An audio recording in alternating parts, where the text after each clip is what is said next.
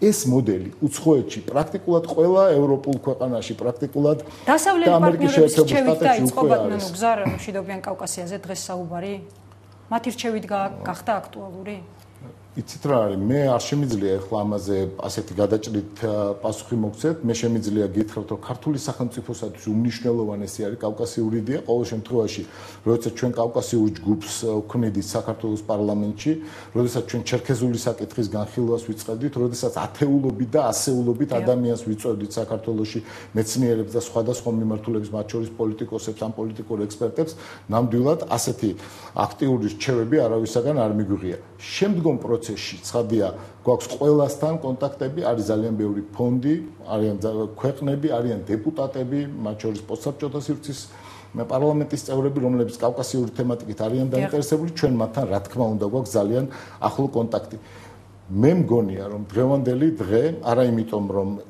საქართველოს პრეზიდენტი არის ჩვენი პოლიტიკური ძალის პრეზიდენტი მე მიმაჩნია რომ დღევანდელი დღე არის ეპოქალური მნიშვნელობის დღე და ამ გზავნილს ყველა ძალიან კარგად გაიგებს დღეს კავკასიაში პოლიტიკური ძალის პრეზიდენტია ბატონო გზა არა მე ხო გესმით რატომაც მოგახსენეთ მე ჩემთვის უმჯობესი იქნებოდა საერთოდ პოლიტიკოსი ამ წამს არ ყოფილიყავი და უფრო მეტად შევძლებდი მართლა ამ მრავალწახნაგოვანი თემის გაშლას მაგრამ რადგან არ მინდა რომ ეს საკებარი სიტყვები რაღაც ისე გაისმეს თითქოს მე ვლაპარაკობ პრეზიდენტზე როგორც ჩვენი პოლიტიკური ძალის მხარდაჭერით საქართველოს მოსახლეობასთან ცხადი ერთა პრეზიდენტი მხოლოდ ამიტომ თქვი ეს არის უნიშნელოვანესი ეპოქალური მოვლენა ჩვენ ისტორიული წიაღსვლა ერთგვარი გავაკეთეთ და ზუსტად გამსახურდიას როლი კავკასიური სახლის იდეის დამკვიდრებაში იყო ძალიან დიდი სხვა შორის მე კარგად მახსოვს იბერვიზიის ჟურნალისტები, მათ შორის გიორგი თარგამაძე, როგორც ჩამოდიოდნენ და არ მგონია რომ მაშინ მათ გაცნობიერებული ჰქონდათ კავკასიის ერთიანობის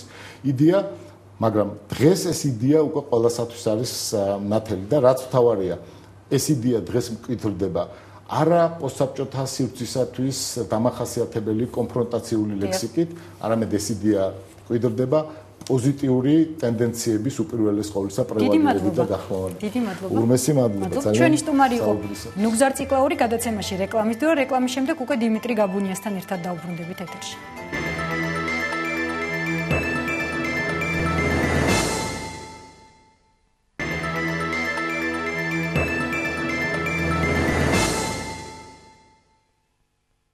თქვენ უყურებთ პირდაპირ საუბარს, ჩვენი სტუმარია დიმიტრი გაბუნია, ბატონო დიმიტრი, მოგესალმებით პირდაპირ საუბრის სტუდიაში და ჩემი პირველი შეკითხვა.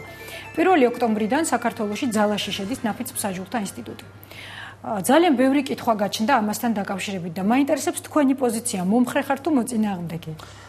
მე ამ შემთხვევაში პირველ რიგში მივესალმები თქვენ ტელემაყურებლებს, ამ შემთხვევაში ჯერ ალბათ ცოტა ნეიტრალურ პოზიციას დავიჭერდი, უფრო სკეპტიკურად უყურებ როგორც პროფესიონალი ამ შემთხვევაში მე არავითარ შემთხვევაში არ ვაკნინებ ამ როლს, რა თქმა უნდა, ნაფიც მსაჯულთა ინსტიტუტი არის საკმაოდ ძლიერი დემოკრატიული ინსტიტუტი, ეს არის პრაქტიკულად სახალხო სასამართლო, ანუ ხალხის მმართველობა და ხალხი თვითონ ხშირ შემთხვევაში, როდესაც აკრიტიკებს სასამართლოს, ასე ვთქვათ, ვერ ხვდება თუ რა გადაწყვეტილებების წინაშე დგას მოსამართლე. თუმცა მე მიმაჩნია, რომ დღევანდელი სიტუაციიდან, დღევანდელი მართლმსაჯულების მდგომარეობიდან გამომდინარე, სადაც ჩვენ ჯერ კიდევ უკვე ძალიან ბევრი პრობლემები, ძალიან ბევრი რამე შეიცვალა, მაგრამ არსობრივში მაინც ნაადრევი იყო ნაფიც მსაჯულთა ინსტიტუტის შემოღება. თუმცა პლუსი და ძალიან სერიოზული პლუსი განსაზღვრა კანონმდებელმა და ძალიან ჭკვიანური არის ის რომ ეს არ არის მოდებული მთლიანად ყველა საერთო სასამართლოში, ანუ 2010 წელიწადში იქნება. გეტყვით 2010 წლის 1 ოქტომბრიდან მხოლოდ თბილისის საქალაქო სასამართლოში და მხოლოდ განზრახ-ყრილობაზე დამზადებამძინებელ განმეორებებში 2012 წლის 1 ოქტომბრიდან 2014 წლამდე იქნება თბილისში და ქუთაისში განზრახ-ყრილობაზე, ამას ემატება ორი მუხლი, ეს არის ყრილობა აფექტში და პლუს გაუპატიურება.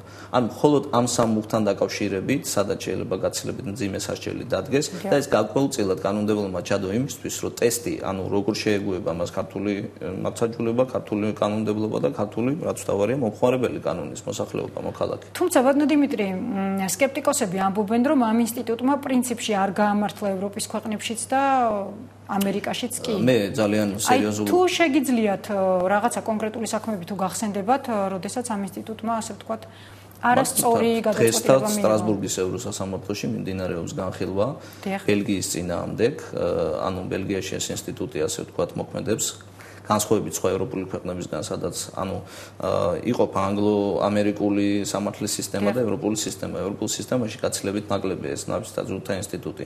და პირველი ინსტანცია არის სხვა შორის წაგებული. ანუ ნაფიც საჯულთა სასამართლოს მიერ გამოტანილი გადაწყვეტილება, სადაც პრაქტიკულად არასწორი გადაწყვეტილება იქნა გამოტანილი გარკვეული გარემოებების და გამო, იმიტომ რომ იქ მე როგორც ვიცი ადვოკატს, ანუ მჯარდებულს წამოწდან მართლა დავიჯერე ახლა რომ თურმე არ ჩამიდენია დანაშაულიო, ხო და ეს გაიგო ვიღაცამ და ამას მოყვა საკმაოდ სერიოზული ასე ვთქვათ გარჩევები, საქმე დღეს მდგომარეობით არის გადაცემული დიდ პალატაზე და მთელ მსოფლიოში მიმდინარეობს ამ ნაფიც საჯულთა სასამართლოების მაქსიმალურად ასე ვთქვათ შეკვეცა, ანუ ფუნქციების შეკვეცა და თვლიან რომ აი ამ მრავალწლიანი პრაქტიკის მერე, სადაც მაგალითად ამერიკაში ეს 200-წლიანი პრაქტიკა აქ ინგლისში უფრო მეტიც სადაც ეს დაიბადა, თვლიან რომ ალბათ რაღაცნაირად, რაღაცა ფორმით უნდა შეიცვალოს ეს ინსტიტუტი, ანუ უფრო და უფრო ასე ვთქვათ, გაითავისუფლოს, შეიკვეცოს. თუმცა ჩვენ რეალობაში დღეს აბსოლუტურად სწორი და კარგი ნაბიჯია, ჩემი აზრით, ჯანსაღი ნაბიჯია ის, რომ ნდობა აღდგეს სასამართლოების მიმართ, რომელიც დღის მდგომარეობით მაინც და მაინც არ არის ახალბიელო.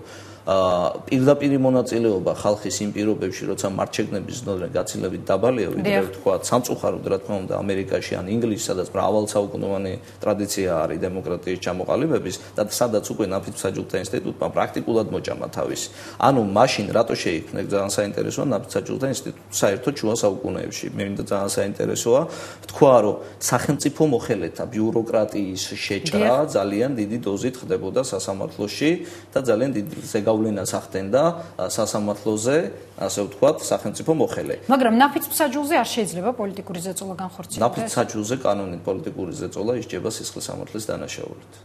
მოსამართლეზეც ისჯება. მოსამართლეზეც ისჯება, თუმცა ეს არის დამტკიცებადი ისეთნაირად, მაგრამ მოსამართლესგან განსხვავებით, რომელიც ასე ვთქვათ, გადის გარკვეულ ტესტირებას და რომელსაც ნიშნავენ, ნაფიც საჯული არის ჩვეულებრივი მოქალაქე, რომელიც არ არის იურისტი, არ არის ფსიქიატრი, არ არის ექიმი და არის აბსოლუტურად იურიდიული განათლების ამქონე, რომელიც წვეთს საკითხს მისი შინაგანი რწმენის, ადამიანური რწმენის შესაბამისად და არ არის მარტო. აი ეს არის განსხვავება. ბატონო დიმიტრი, ამბობენ რომ იმდენად რამდენადაც საქართველოს პატარა ქვეყანაა, ძალიან ძნელი იქნება რომ ნაფიცი მსაჯულები იყვნენ მიუკერძოებლები.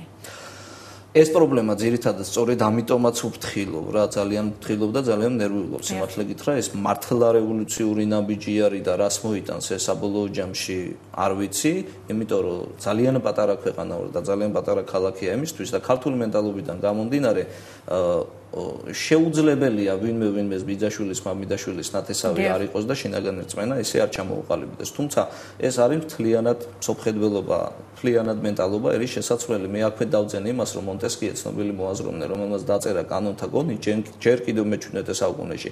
თქვა, რომ კანონები უნდა იწერებოდეს იმ სპეციფიკის გათვალისწინებით, რა მოსახლეობაც უნარჩვევები და ზნეობა არ შეიძლება ვთქვათ ამერიკელისთვის და ქართველისთვის ერთი და იგივე სასჯელი იდენტურად იქნეს განსაზღვრული, იმიტომ რომ მისთვის მენტალობაში და ღირებულებები შეიძლება ფასეულობები სხვა იყოს და ქართველისთვის ამ შემთხვევაში სხვა.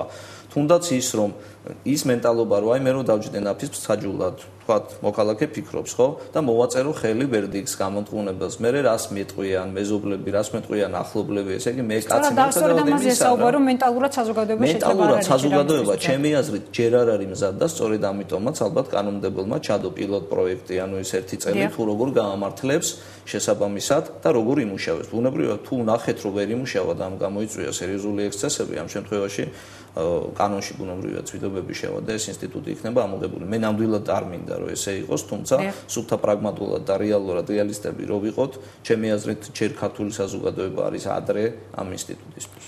რაც შეეხება ასაკობრივ ცენს, 18-დან 70 წლამდე მოქალაქეს შეუძლია იყოს ნაფიცი მსაჯული, მაშინ როდესაც იგივე მოსამართლეების ასაკობრივ ცენსთან დაკავშირებით საკმაოდ დიდი და ხანგრძლივი კამათი მიმდინარეობდა. როდესაც ცოტათი თუ არ ვთვლები 28 წლამდე დაწიეს ქვემოთ. როგორ ფიქრობთ 18 წლის ახალგაზრდამ როგორ შეიძლება მიიღოს რაიმე გადაწყვეტილება მკვლელობასთან დაკავშირებით? რითი არის ეს გამართლებული?